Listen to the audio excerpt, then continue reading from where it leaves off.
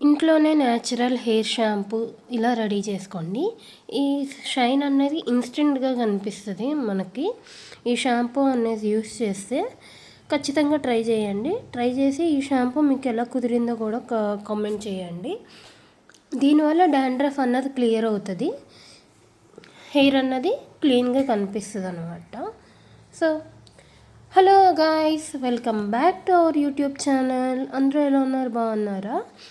ఇప్పటికే మీరు తమ్నెయిల్ చూసి ఉంటే అర్థమైపోయి ఉండేది. ఈరోజు వీడియో ఏంటంటే అదే home made natural shampoo. So ఎలా తయారు చేసుకోవాలి, ఏంటంటే ఇంగ్రీడియంట్స్ వాడాము అన్నది చూసేద్దాం, వచ్చేసేయండి. దీంట్లో main ingredients aloe vera and coconut. Coconut ఏంటిది? కోకోనట్ అని ఇలా ఉంది అంటే కోకోనట్ పాలు తీసుకుంటాం కదా, అదే మెయిన్ ఇంగ్రీడియంట్ అన్నమాట ఇందులో.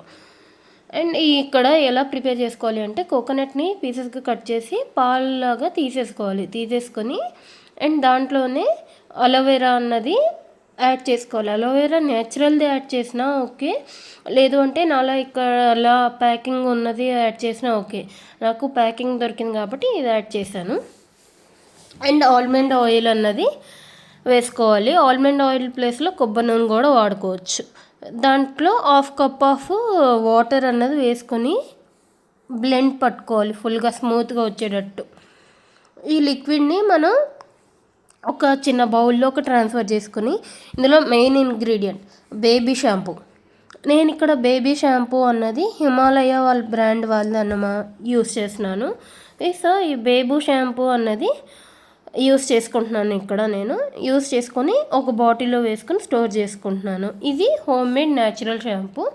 ఇది ఎలా యూస్ చేయాలి అంటే హెయిర్ వాష్కి వెళ్ళే ముందు వీక్కి 2 times 3 times చేసేవాళ్ళు ఉంటారు కదా, ఆ వెళ్ళే ముందు హెయిర్ వాష్కి ఎప్పుడు వెళ్ళినా కూడా హెయిర్ అన్నది చిక్కులు తీసుకుని వెళ్ళాలి హెయిర్ వాష్కి.